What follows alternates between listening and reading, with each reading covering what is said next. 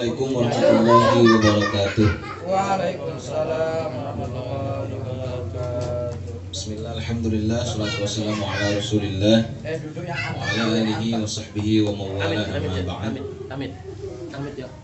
Yang saya hormati seluruh keluarga besar Kiai Hamdan yang malam hari ini alhamdulillah dengan izin Allah melaksanakan doa bersama keluarga atau yang biasa kita sebut ruahan, para ustadz, para haji, para santri yang berbahagia. Alhamdulillah malam hari ini kita bisa kembali berkumpul bermuajahah di kediaman Nyai Hamdan dalam rangka melanjutkan rutinitas kita di malam Jumat ngaji hadis. Bedanya yang sekarang biasanya kalau ngaji kita khusyuk ngaji dulu baru kemudian makan. Kalau sekarang beda, sekarang kita khusyuk makan dulu baru kemudian ngantuk. Ngantuk kalau udah kenyang gini. Tapi ngantuknya pun tidak mengurangi semangat kita untuk ngaji. Yang khusyuk sama yang ngantuk kalau di majlisil ilmi pahalanya sama ya, sama-sama dapat pahala. Cuma bedanya kalau yang ngaji khusyuk di samping dapat pahala dapat ilmu. Tapi kalau yang ngantuk dapat pahala dapat kenyang ya, kenyang tidur. Kita lanjutkan ngaji kita dan kita awali dengan bersama-sama mengucapkan lafaz basmalah. Bismillahirrahmanirrahim. Ini mejanya tinggi amat ini Gus.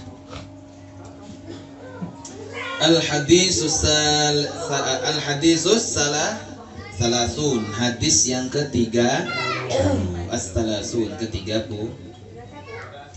An Abi Sa'labah Al-Khushni Jursum ibn Nashirin radhiyallahu ta'ala anhu an Rasulillah sallallahu alaihi wasallam qala. Dari Abi Sa'labah Al-Khushni Jursum bin Nashir radhiyallahu ta'ala anhu dari Nabi sallallahu alaihi wasallam beliau bersabda, "Innallaha ta'ala farada faraidha fala tudayyi'uha." Sesungguhnya Allah Subhanahu wa ta'ala telah mewajibkan faraidha, kefarduan atau beberapa kewajiban. Fala tudayyi'uha, maka jangan kamu langgar, jangan kamu sia-siakan, dihilangkan.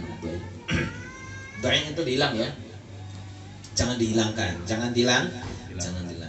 Wa hadda hududan, dan Allah juga telah memberikan batasan, had, hudud.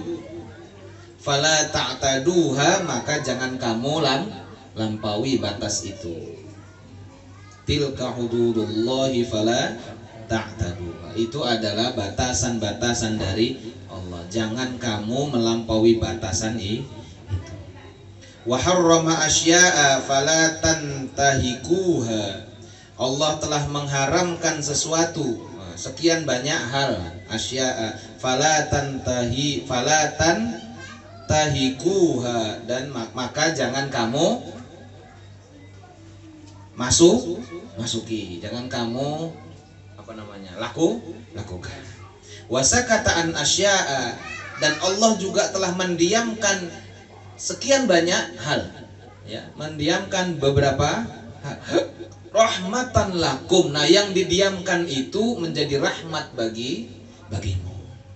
Ghoronisyanin, bukan karena Allah lupa. Jadi ada yang Allah diamkan itu bukan karena Allah lupa, hukumnya apa gitu, bukan. Wah ini nggak ada hukumnya, ini berarti Allah lagi lupa, itu bukan. Tapi Allah lagi pengen ngasih rahmat kepada hambanya. Makanya rahmatan lakum ghairu nisyanin ya. Menjadikan yang didiamkan itu sebagai rahmat bagi kamu, bukan karena Allah itu lupa. Kalau begitu fala tabahasuha, maka jangan kamu masuki, maka jangan kamu bahas. Ya udahlah, nggak usah komentari. Yang Allah diamkan ya biarin aja. Karena kalau kamu banyak komentar justru malah nanti ketemu yang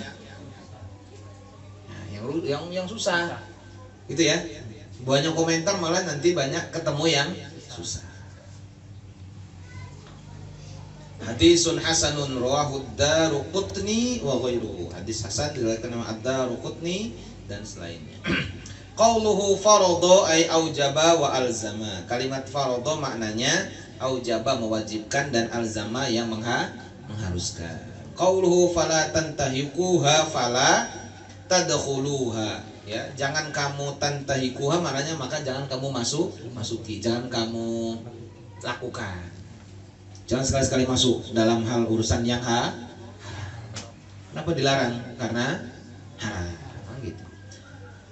Wa amman nahyu anil bahthi amma sakatallahu anhu fahuwa muwafiqun liqaulihi sallallahu alaihi wasallam.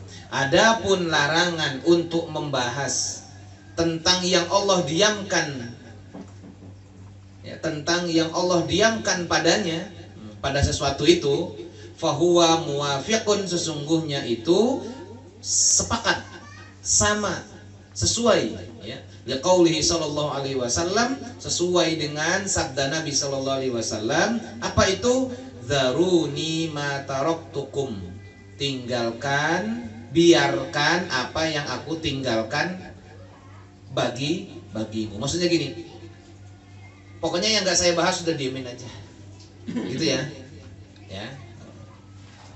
Fa inna ahlakal ladzina min qablikum, maka sesungguhnya yang menyebabkan kehancuran umat sebelum kamu adalah kasru masailihim, banyak tanyanya mereka itu, banyak tanya, wa ikhtilafuhum ala anbiyaihim, dan perselisihan mereka tentang nabi-nabi mereka. Banyak tanya. Saya udah pernah ngobrol di sini ya. Kita pernah di situ ya. Kita pernah bahas. Ya, orang kita kan suka gitu, banyak tanya, yang pertanyaan itu sebenarnya bahkan nyusahin kita sendiri. Qala ba'dul ulama, sebagian ulama berkata, kanat banu Israil yas'aluna, ada dulu Bani Israel itu yas'aluna, mereka bertanya. Fayujabuna, pertanyaan itu dijawab dan mereka diberi jawaban. Wa yu'tauna ma talabu, dan bahkan mereka diberi apa yang mereka minta. Hatta kana dzalika fitnatan lahum, sampai apa yang dijawab itu, dijelaskan itu, apa yang Allah berikan kepada mereka dari apa yang mereka pinta, itu menjadi fitnah, ujian bagi mereka.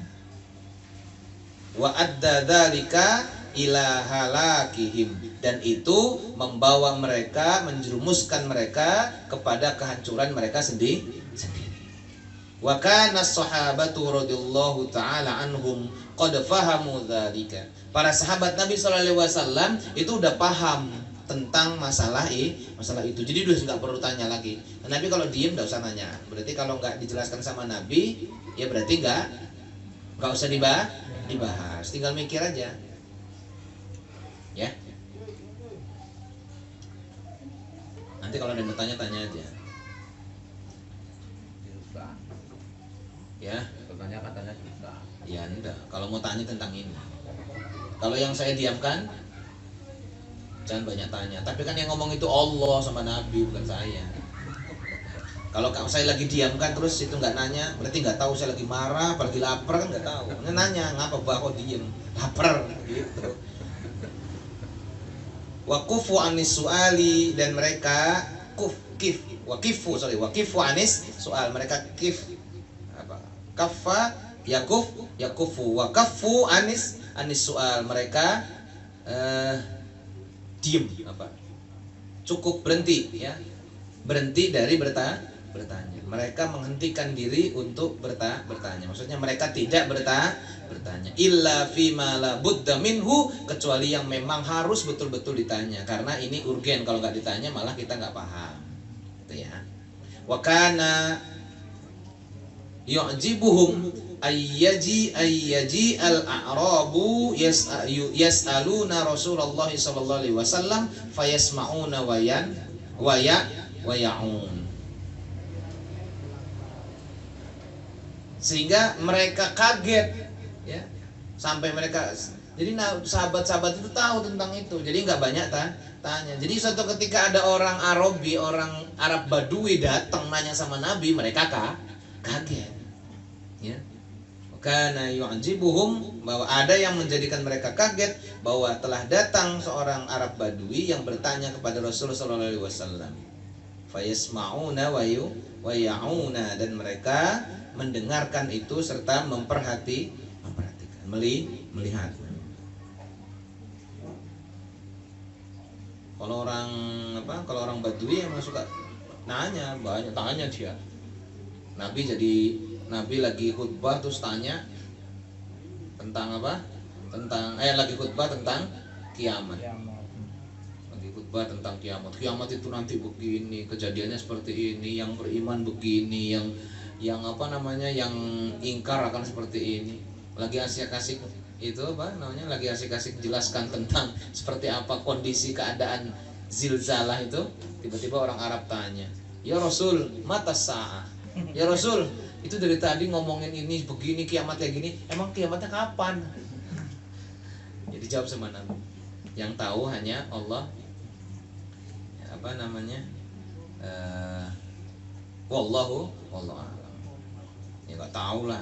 Saya cuma dikasih tahu tanda-tandanya saja. Makanya kalau udah tanda-tandanya kamu siap-siap gitu. Waqad balagha qaumun, sungguh telah balagha, apa nih? Balagha ini mubalagha apa? Membesar-besarkan.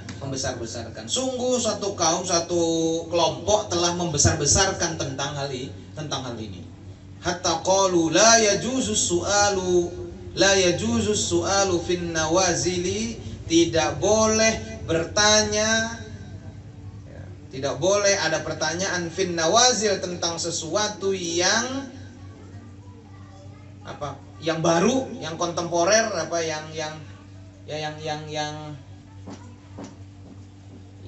yang sekarang gitu ya, yang ngetren. Hatta taqo'a, sampai itu betul-betul terjadi. Nggak boleh nanya kalau belum terjadi. Kenapa? Karena permasalahan itu baru bisa dijawab dan diberi solusi kalau sudah ada kejadiannya. Ini bagi kaum yang memang betul-betul berlebihan dalam larangan untuk membahas tentang sesuatu yang Nabi dan Allah diamkan. Wa qad kana salafu yaqul fi misliha, ya, dan ada ulama salaf itu berkata yang serupa dengan hal itu, da'uha hatta tanzila, tinggalkan masalah itu sampai itu memang betul-betul terjadi. Illa annal ulama'a lamma khafu dhihabal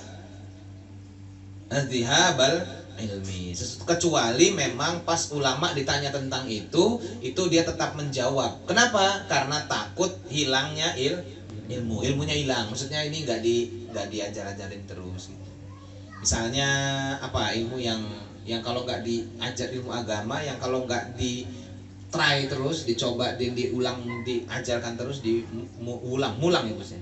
Nggak dimulang itu ngajar ya.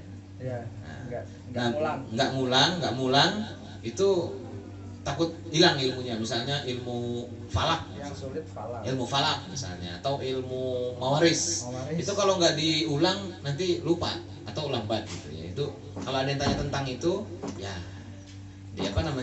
dijawab. Cuman kadang-kadang kalau pas masalah yang rada rumit itu biasanya ulama akan tanya, ini siapa pelakunya, ini kejadiannya di mana, apa benar terjadi apa enggak. Kalau enggak terjadi ya sudahlah, yang ada aja dulu jalanin. Nanti kalau udah terjadi baru ditanyakan bagaimana hukum. Seperti itu, ada yang sampai seperti itu. Ya, sehingga kalaupun ada ulama yang mendiamkan itu, yang punya pendapat bahwa ya sudahlah biarin aja, tapi tiba-tiba tetap mereka menjawab, itu semata-mata karena khawatir ilmu itu hilang atau informasinya tidak menyebar. Maka asilu wa farri'u wa mahidu wa sabtiru. Maka ulama menjelaskan tentang usul-usulnya, ilmu tentang asal-usulnya, menjelaskan tentang furu'-furu' atau cabang-cabangnya. Ulama menjelaskan, ulama juga menyebarkan ilmu pengetahuan itu. Jadi kadang-kadang ada ulama nggak ditanya tapi kemudian menjelaskan sesuatu secara mendetail. Itu bukan karena tidak mengamalkan yang hadis di atas. Ya kalau Allah diamin nggak usah dibahas. Itu bukan karena tidak mengamalkan itu, tapi semata-mata ini kalau saya nggak ngomong, terus kemudian nggak ada lagi yang nyampaikan, terus saya keburu mati, ini nggak ada lagi yang melanjutkan pengetahuan ini, maka ya udahlah saya sampaikan, walaupun nggak ada yang tanya. Seperti itu ini. Waqtalafal ulama'u fil asya'i qabla wurudi syar'i bihukmiha. Ulama berbeda pendapat tentang sesuatu yang belum turun hukum syaraknya. Ada sesuatu hukum syaraknya belum ada. Apa yang harus dilakukan? Ulama beda pendapat. Yang pertama, ahal hiya alal khatar, apakah itu khatar itu apa, bahaya ya? Apakah itu harus ditinggalkan? Gitu ya. Au alal ibaha, atau itu boleh dilakukan, au alal waqfi, atau ditawakufkan, tetap didiamkan. Misalnya ada sesuatu. Nah, sesuatu ini nggak ada dalilnya. Contohnya apa contohnya? Sesuatu yang belum ada dalilnya. Makanan apa, Gus? Makanan, Pak. Ya, hewan apa? Misalnya contohnya keong emas. Nah, keong emas misalnya. Keong emas tuh ya? Ya, keong yang di sawah, keong emas. Keong emas yang di sawah itu. Itu hukumnya kan misalnya hukumnya belum ada. Kenapa? Bekecot bukan? Ya gitu ya? Tutut bukan? Nah, terus kandungannya nggak ketahuan, ya nggak? Nah, terus bahayanya apa? Nggak ketahuan. Orang kemudian tanya, nggak ada hukumnya kan misalnya gitu. Ini belum ada keputusan MUI-nya. Ini bagaimana ini? Ulama beda pendapat. Ada yang bilang kalau nggak ada ya ditinggalin aja karena nanti bisa menyebabkan bahaya. Makanya khotar ya. Ada kitab judulnya Intabih dinuka fi khotar. Hati-hati, agamamu sedang dalam bahaya. Khotar itu mengkhawatirkan. Khotar apa hazar? Khotar. Hazar. Au alal ibaha, atau ya orang nggak ada larangannya ya boleh. Ada yang bilang ya sudah sih, kalau belum ada dalilnya cari aja yang boleh, ya enggak? Emang harus keong emas yang dimakan, kan masih ada yang lain. Nah gitu ya. Makanya ada kaidah dan makanya ada pembahasan dalam usul fikih itu kalimat hal at-tarku yadullu ala tahrim. Apakah sesuatu yang ditinggalkan oleh Nabi itu pasti menunjukkan haram? Belum tentu. Ya kayak meruahan ini, ada enggak hukumnya ruahan ini? Menjelang Ramadan terus syukuran, terus makan-makan, ya ada nggak hukumnya? Tidak ada. Itu kan ulama beda pendapat. Ya, ada yang bilang nggak boleh karena tidak ada contohnya. Fahuwa bid'atun, misalnya gitu ya. Ada yang lain bilang, dewa nggak ada larangannya, isinya bagus, baca Yasin, Anda baca Quran, doa, zikir, makan-makan, ya. Silaturahim. Jadi full, lengkap, paket full. Hablum minallah, baca Quran, zikir, doa. Hablum minan nas, silaturahim. Itu yang keempat, hablum minal baten. Ya, perut juga kan kenyang. Iya kan? Nah, udah lengkap udah. Apalagi? Ngantuk udah itu kan? Nah. Hablun naum.